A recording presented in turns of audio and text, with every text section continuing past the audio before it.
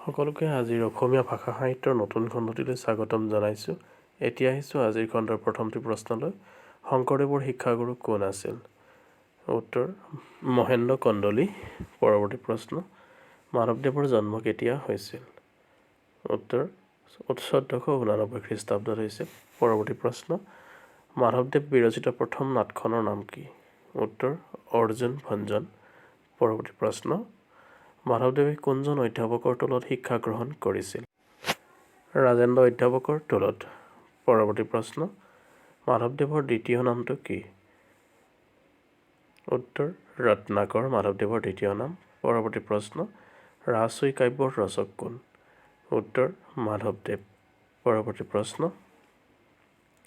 লক্ষ্মীনাথ বেজবৰুৱাৰ জন্ম কেতিয়া হৈছিল? উত্তৰ 1864 চনত হৈছিল। পৰৱৰ্তী প্ৰশ্ন, লক্ষ্মীনাথ বেজবৰুৱাই ৰচনা কৰা একমাত্ৰ উপন্যাসখনৰ নাম কি? উত্তৰ পদুম কুঁৱৰী। পৰৱৰ্তী প্ৰশ্ন, লক্ষ্মীনাথ বেজবৰুৱাৰ একমাত্ৰ কবিতা পুথিখনৰ নাম কি? উত্তৰ কদমকলি। পৰৱৰ্তী প্ৰশ্ন, বেলিমাৰ নাটকৰ নাট্যকাৰ কোন? উত্তৰ লক্ষ্মীনাথ বেজবৰুৱা। পৰৱৰ্তী প্ৰশ্ন, লক্ষ্মীনাথ বেজবৰুৱাৰ মৃত্যু কেতিয়া হৈছিল? উত্তৰ 1938 চনত। পৰৱৰ্তী প্ৰশ্ন, অসম সাহিত্য সভাৰ কোনখন অধিৱেশনত লক্ষ্মীনাথ বেজবৰুৱাই সভাপতিত্ব কৰিছিল? উত্তৰ 1924 চনৰ গুৱাহাটী অধিৱেশনত। পৰৱৰ্তী প্ৰশ্ন, অসমীয়া চুটিগল্পৰ জনক কোন? উত্তৰ লক্ষ্মীনাথ বেজবৰুৱা। পৰৱৰ্তী প্ৰশ্ন, লক্ষ্মীনাথ বেজবৰুৱাৰ আত্মজীৱনীখনৰ নাম কি? উত্তৰ মোৰ জীৱন সোঁৱৰণ। পৰৱৰ্তী প্ৰশ্ন, লক্ষ্মীনাথ বেজবৰুৱাই সম্পাদনা কৰা আলোচনীখনৰ নাম কি? উত্তৰ বাঁহী। পৰৱৰ্তী প্ৰশ্ন, চন্দ্ৰকুমাৰ আগৰৱালা কোন যুগৰ কবি? উত্তৰ জোনাকী যুগৰ কবি। পৰৱৰ্তী প্ৰশ্ন, বনকুঁৱৰী নামৰ কবিতাটিৰ ৰচক কোন? উত্তৰ চন্দ্ৰকুমাৰ আগৰৱালা। পৰৱৰ্তী প্ৰশ্ন, অসমীয়া আধুনিক গীতিকবিতাৰ নিদৰ্শন বুলি কোনটো কবিতাক কোৱা হয়?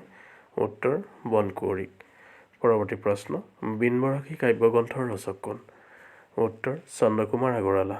পৰৱৰ্তী প্ৰশ্ন, প্ৰতিমাৰ খনিকৰ বুলি কাক কোৱা হয়? উত্তৰ চন্দ্ৰকুমাৰ আগৰৱালাক প্ৰতিমাৰ খনিকৰ বুলি কোৱা হয়। পৰৱৰ্তী প্ৰশ্ন, কোনগৰাকী প্ৰসিদ্ধ অসমীয়া সাহিত্যিকৰ ছদ্মনাম সঞ্জয় আছিল? উত্তৰ ডক্টৰ ভৱেন্দ্ৰনাথ শইকীয়াৰ ছদ্মনাম সঞ্জয় আছিল। ডক্টৰ নিৰ্মলপ্ৰভা বৰদলৈয়ে কোনখন গ্ৰন্থৰ বাবে সৰস্বতী উপাধি লাভ কৰিছিল? উত্তৰ দেৱী গ্ৰন্থৰ বাবে। পৰৱৰ্তী প্ৰশ্ন, ডক্টৰ নিৰ্মলপ্ৰভা বৰদলৈৰ আত্মজীৱনীখনৰ নাম কি? জীৱন জীৱন বৰ অনুপম।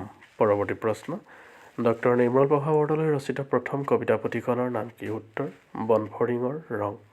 পৰৱৰ্তী প্ৰশ্ন, ডক্টৰ নিৰ্মলপ্ৰভা বৰদলৈয়ে কোনখন কাব্যগ্ৰন্থৰ বাবে সাহিত্য অকাডেমি বঁটা লাভ কৰিছিল? উত্তৰ সুদীৰ্ঘ দিন আৰু ঋতুৰ বাবে।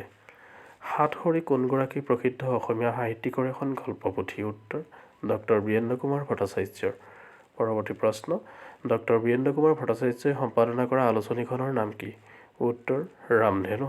পৰৱৰ্তী প্ৰশ্ন, বিষ্ণু ৰাভা এতিয়া কিমান ৰাতি নামৰ প্ৰখ্যাত অসমীয়া কবিতাটিৰ ৰচক কোন?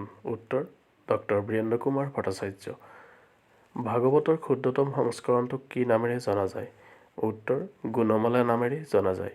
পৰৱৰ্তী প্ৰশ্ন, মাধৱদেৱৰ সাহিত্য জীৱনৰ কীৰ্তিস্তম্ভ বুলি কোনখন গ্ৰন্থক কোৱা হয়?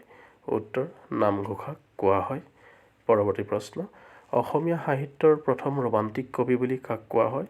উত্তৰ চন্দ্ৰকুমাৰ আগৰৱালাক কোৱা হয়। পৰৱৰ্তী প্ৰশ্ন, শংকৰদেৱৰ কোনখন গ্ৰন্থক অসমৰ মৌচাক বুলি কোৱা হয়? উত্তৰ কীৰ্তন ঘোষাক অসমৰ মৌচাক বুলি কোৱা হয়। মাধৱদেৱে সৃষ্টি কৰা ভটিমাবিধক কি বোলে? উত্তৰ গুৰু ভটিমা বোলে। পৰৱৰ্তী প্ৰশ্ন, নামঘোষাই অসমীয়া জাতীয় সাহিত্যত গীতা উপনিষদ আদিৰ ঠাই অধিকাৰ কৰি আছে বুলি কোনে কৈছিল? উত্তৰ ডক্টৰ বাণীকান্ত কাকতিয়ে। নিয়ৰ কবিতাটিৰ ৰচয়িতা কোন? উত্তৰ চন্দ্ৰকুমাৰ আগৰৱালা। পৰৱৰ্তী প্ৰশ্ন, 1918 চনত চন্দ্ৰকুমাৰ আগৰৱালাই সম্পাদনা কৰা অসমীয়া আলোচনীখনৰ নাম কি? উত্তৰ অসমীয়া। পৰৱৰ্তী প্ৰশ্ন, নঙঠা ফকীৰ কবিতাটিৰ ৰচয়িতা কোন? উত্তৰ চন্দ্ৰকুমাৰ আগৰৱালা। মহাপুৰুষ শ্ৰী শংকৰদেৱ আৰু মাধৱদেৱ গ্ৰন্থৰ প্ৰণেতা কোন? উত্তৰ লক্ষ্মীনাথ বেজবৰুৱা। পৰৱৰ্তী প্ৰশ্ন, আতংকৰ শেষত নামৰ উপন্যাসখনৰ ৰচক কোন? উত্তৰ ডক্টৰ ভৱেন্দ্ৰনাথ শইকীয়া। পৰৱৰ্তী প্ৰশ্ন, ডক্টৰ ভৱেন্দ্ৰনাথ শইকীয়াৰ কোনখন চলচ্চিত্ৰই ৰাষ্ট্ৰীয় পুৰস্কাৰ লাভ কৰিছিল? উত্তৰ সন্ধ্যাৰ আগে। পৰৱৰ্তী প্ৰশ্ন, জগদীশ মিশ্ৰই কোন ঠাইত শংকৰদেৱক ভাগৱত গ্ৰন্থখন প্ৰদান কৰিছিল? উত্তৰ বৰদোৱাত। পৰৱৰ্তী প্ৰশ্ন, ভক্তি ৰত্নাৱলী নামৰ সংস্কৃত গ্ৰন্থখন কোনে আনি শংকৰদেৱক দিছিল? উত্তৰ কণ্ঠভূষণে। পৰৱৰ্তী প্ৰশ্ন, শংকৰদেৱৰ সংলাপবিহীন নাটখনৰ নাম কি? উত্তৰ চিহ্নযাত্ৰা। পৰৱৰ্তী প্ৰশ্ন, কোনগৰাকী কবিক শংকৰদেৱে অপ্ৰমাদী আখ্যা দিছিল? উত্তৰ মাধৱ কন্দলীক অপ্ৰমাদী আখ্যা দিছিল। শংকৰদেৱৰ কীৰ্তনখনক কোনে গ্ৰন্থৰ ৰূপ দিছিল? উত্তৰ ৰামচৰণ ঠাকুৰে। অসমৰ নাট্য সাহিত্যৰ জনক কোন? উত্তৰ শ্ৰীমন্ত শংকৰদেৱ। পৰৱৰ্তী প্ৰশ্ন, প্ৰশস্তি বা গুণগৰিমা প্ৰকাশক গীতবোৰক কি বোলে? উত্তৰ ভটিমা বোলে। পৰৱৰ্তী প্ৰশ্ন, কোচ ৰজা নৰনাৰায়ণৰ প্ৰশস্তিমূলক শংকৰদেৱৰ ভটিমাবোৰক কি বোলে? উত্তৰ ৰাজভটিমা বোলে। লক্ষ্মীনাথ বেজবৰুৱাই কোনখন নাটৰ জৰিয়তে সাহিত্য জীৱনৰ পাতনি মেলিছিল? উত্তৰ লিটিকাই নাটৰ জৰিয়তে। আহিছোঁ আজিৰ খণ্ডৰ অন্তিমটি প্ৰশ্নলৈ। কামত কৃতিত্ব লভিবৰ সংকেত পুথিখন কোনে ৰচনা কৰিছিল? উত্তৰ লক্ষ্মীনাথ বেজবৰুৱাই।